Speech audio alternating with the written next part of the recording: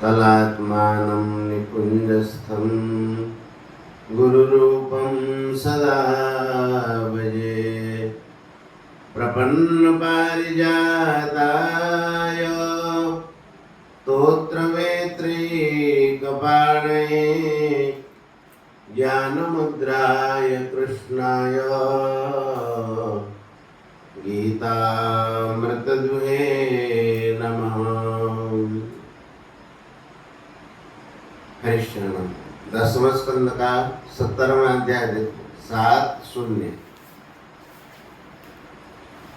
70।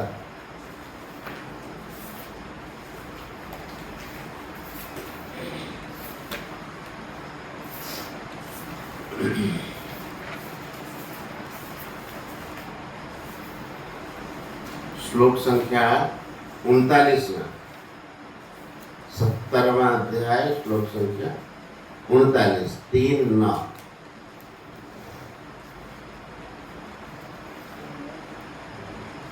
निकला। जिनका नहीं निकला निकाल दो, उसको बता दो, ऐसे निकाला जाता है।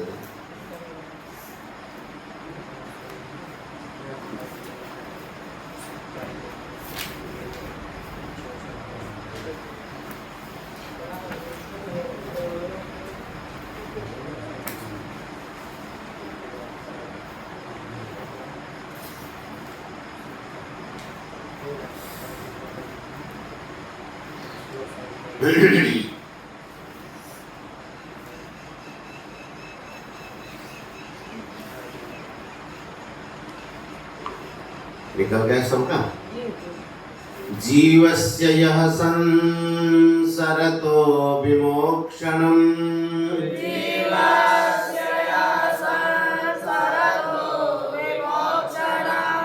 न जानतो नर्थवः शरीरतः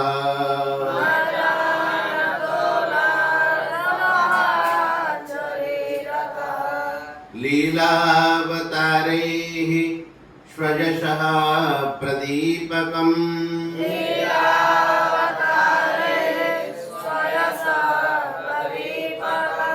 प्राज्वालयत्वां तमहं प्रपद्ये।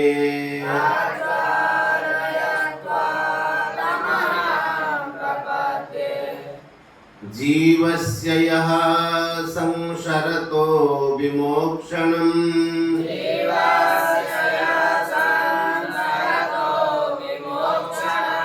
न जानतो नर्थवः शरीरतः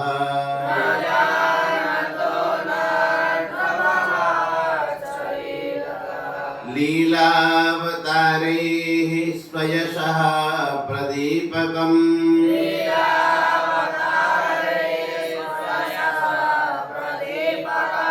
प्राज्वालयत्वा तमहं प्रपद्ये।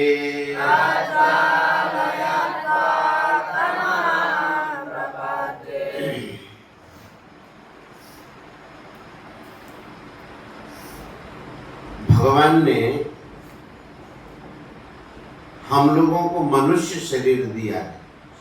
ये जो हमें आप लोगों को जो शरीर मिला है यह मनुष्य शरीर है।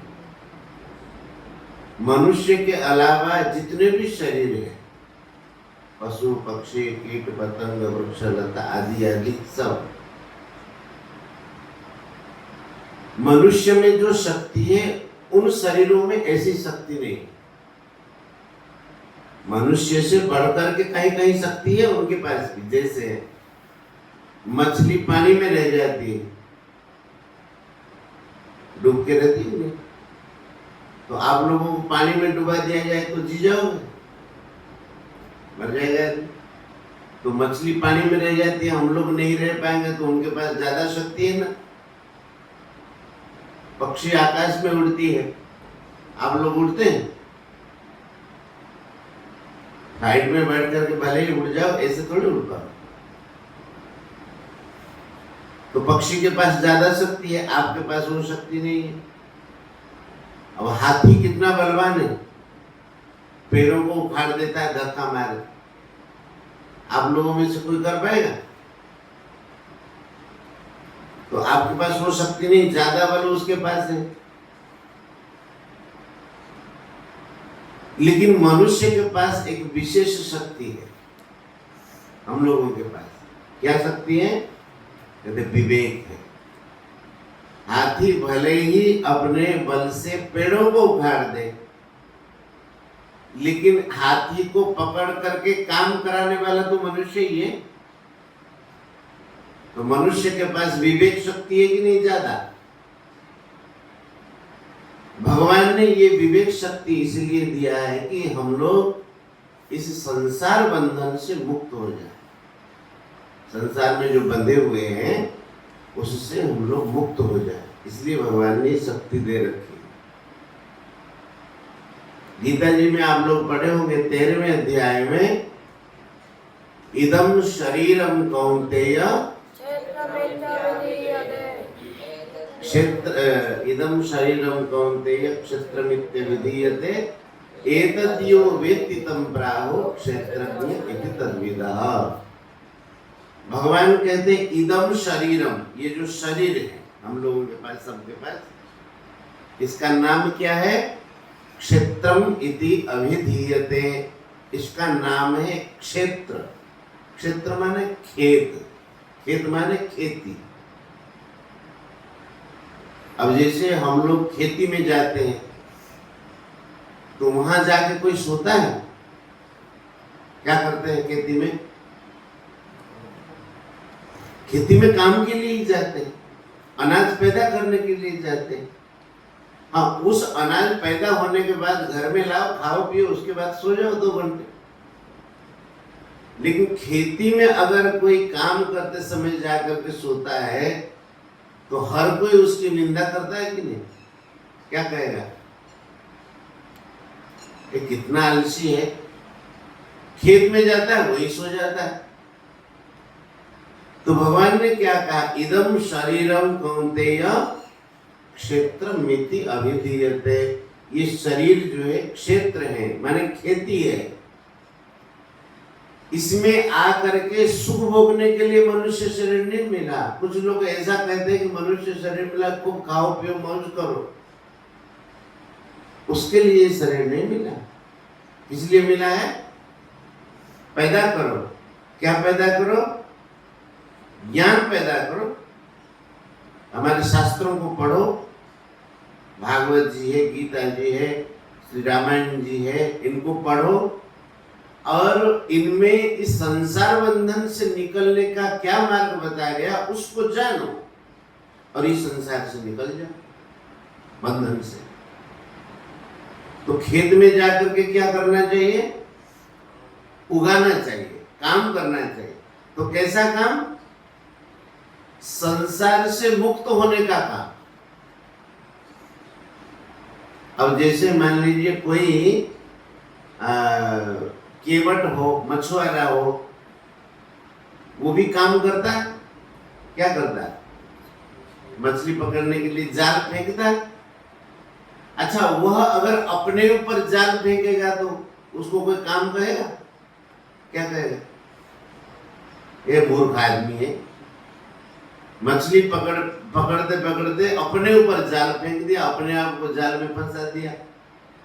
तो वैसे ही हम अगर मनुष्य शरीर में खुद अपने आप को बांध देते हैं तो काम थोड़ी कहा जाएगा। काम तो वही है, मछली पकड़ में आ जाए और खुद पकड़ में ना आए।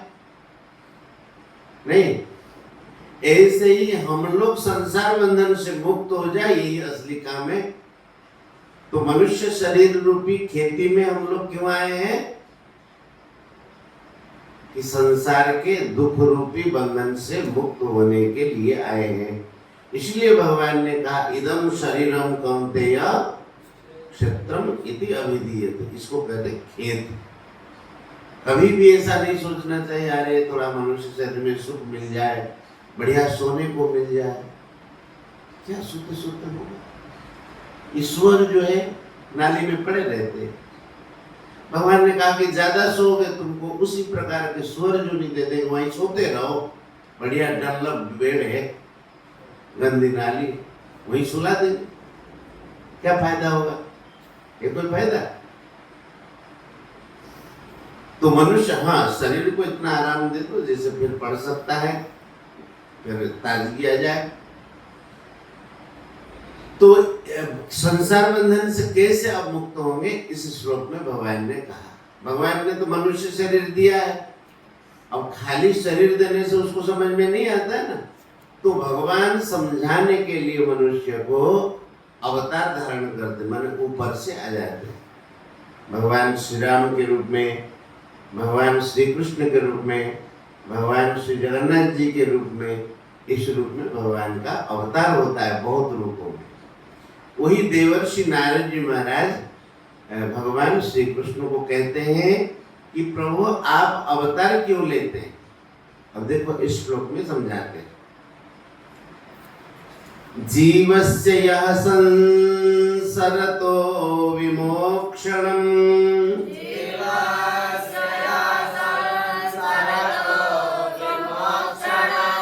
न जानतो नर्थवहात् शरीरतः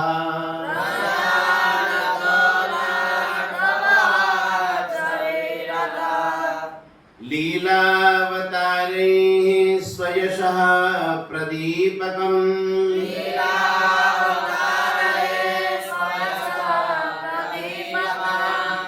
प्राज्वालयत्वा तमहं प्रपद्ये।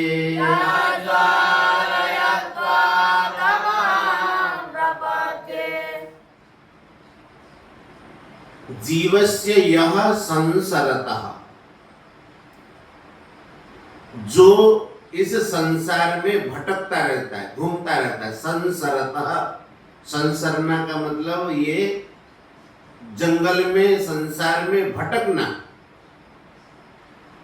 ऐसे जो जीव संसरतः जीवस्य, संसार में जन्म के बाद मृत्यु, मृत्यु के बाद जन्म के चक्र में भटकने वाले जितने भी जीव हैं, जन्म मृत्यु के चक्कर में जो सब भटकते रहते हैं, और वो ऐसा नहीं जानते, न जानतो अनर्थवहात् शरीरतः, ये जो शरीर है अनर्थवहात्, अनेक प्रकार के अनर्थों को वहन करके लाने वाला शरीर है।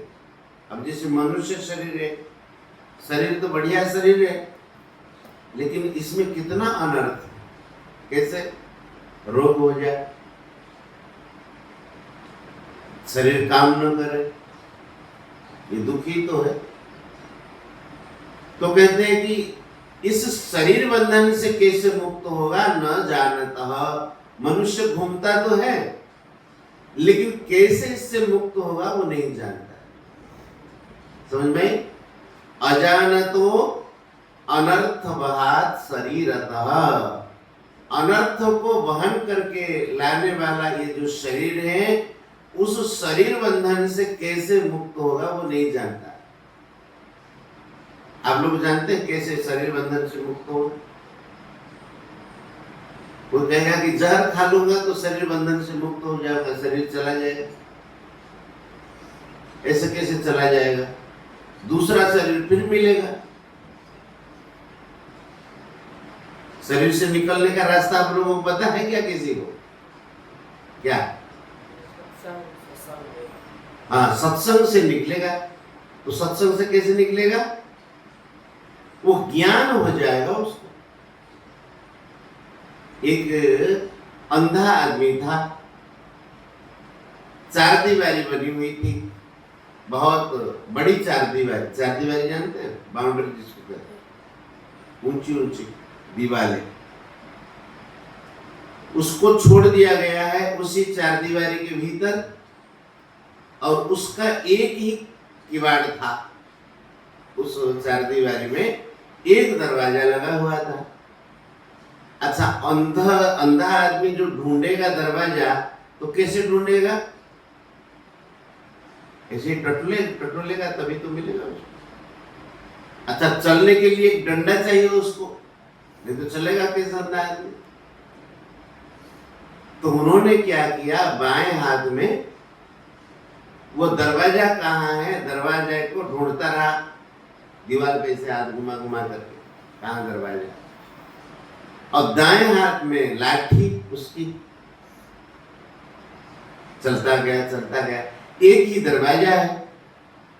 अच्छा, दरवाजा के पास जाकर के जब पहुंचा, उसके सिर पे खुजली हुई तो किस हाथ से खुजलाएगा वो?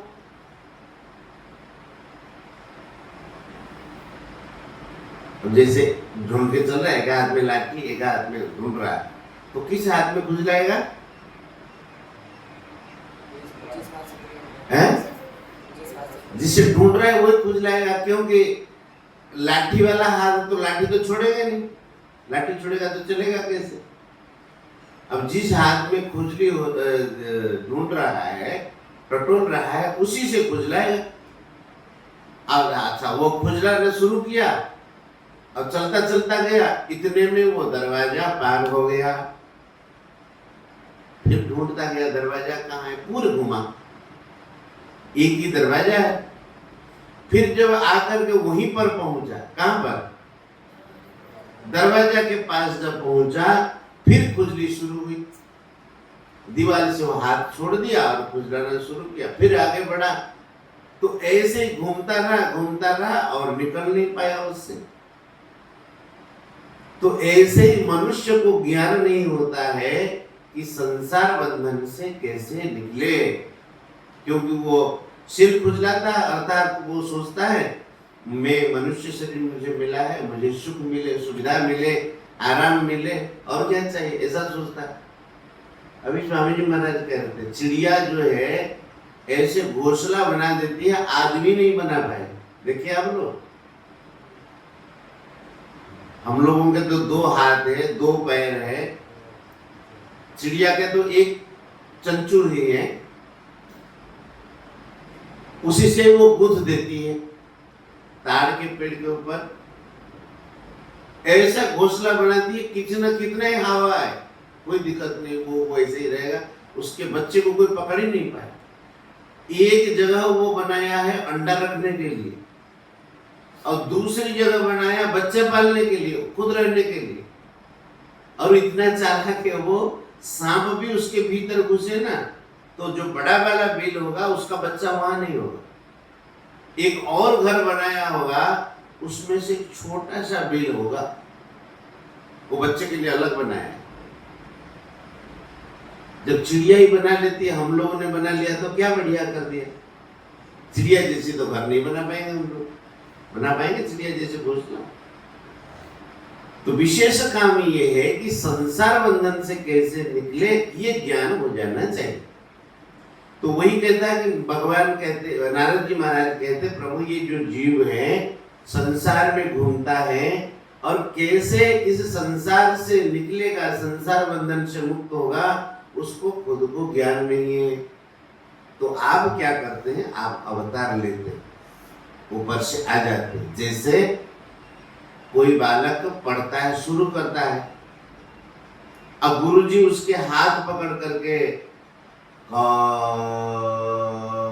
क ऐसा कर देते हैं, तो गुरुजी क्या पढ़ते हैं? गुरुजी तो पढ़े हुए, तो वो क्यों क कहते हैं?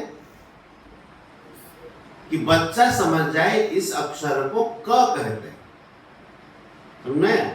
तो भगवान इसलिए ऊपर से आते हैं, अवतार लेते हैं, हम लोगों को समझाने के लिए। वही बात कहते हैं कि इस संसार बंधन से निकलने का जिन प्राणियों को रास्ता पता नहीं है, भगवान अवतार लेकर के लीलावतारैः स्वयशः प्रदीपकम्,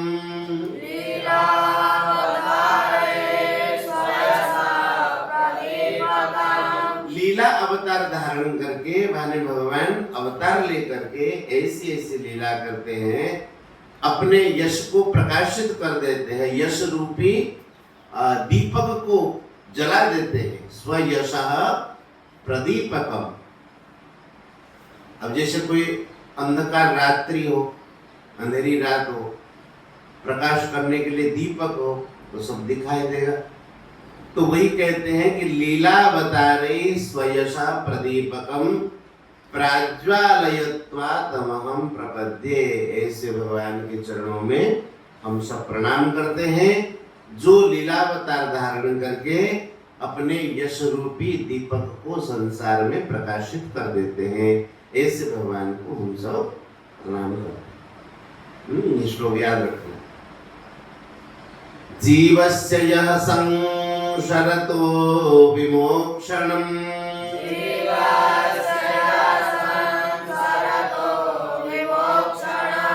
न जानतो नर्थवहात् शरीरतः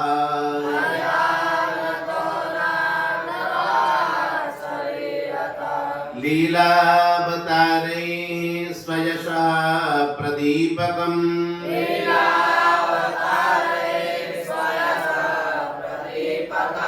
प्राज्वालयत्वा तमहं प्रपद्ये।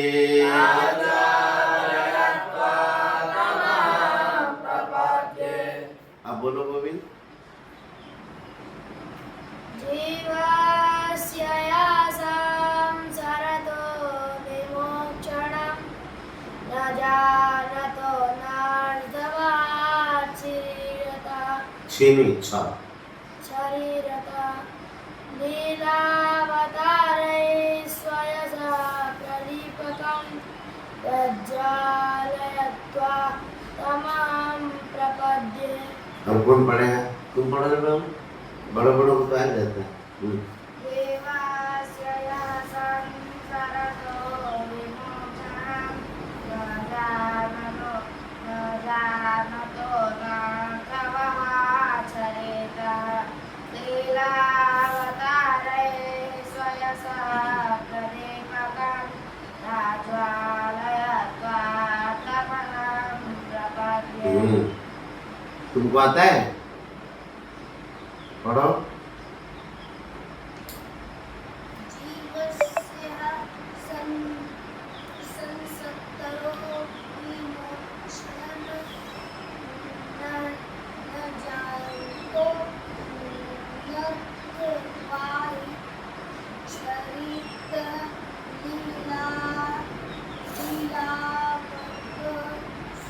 स्वयं प्रदीपकं प्रज्वालयत्वा तमहं प्रपद्ये। धीरे धीरे पढ़ना सीख जाओ। अरे तुम लोग आता है? ठीक से आता है पढ़ना सीख के? वालों पढ़ो, कैसे पढ़ते हो? देखिए पढ़ो।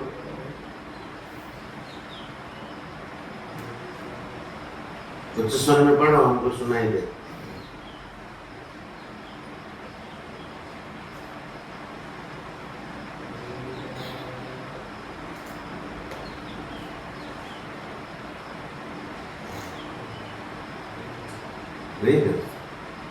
सीखो सीखो। गोविंद जय जय गोपाल जय जय गोविंद राधारमण हरि गोविंद जय जय।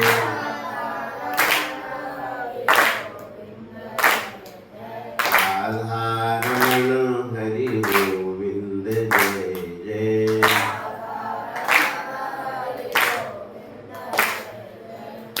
देखो ये जो संस्कृत है ना, ये देव भाषा है। देव भाषा माने देवताओं की भाषा।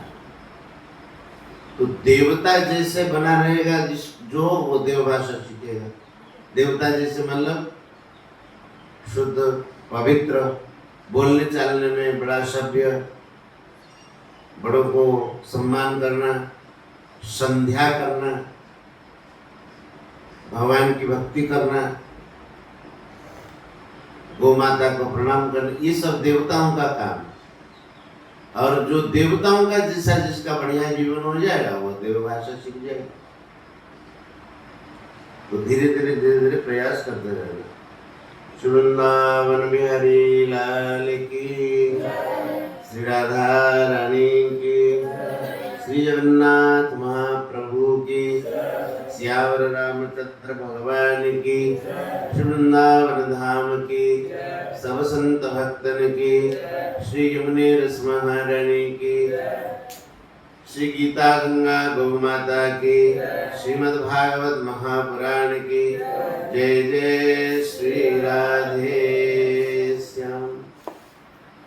तुम लोग अपने अपने कॉपी में लिखते होगे नहीं?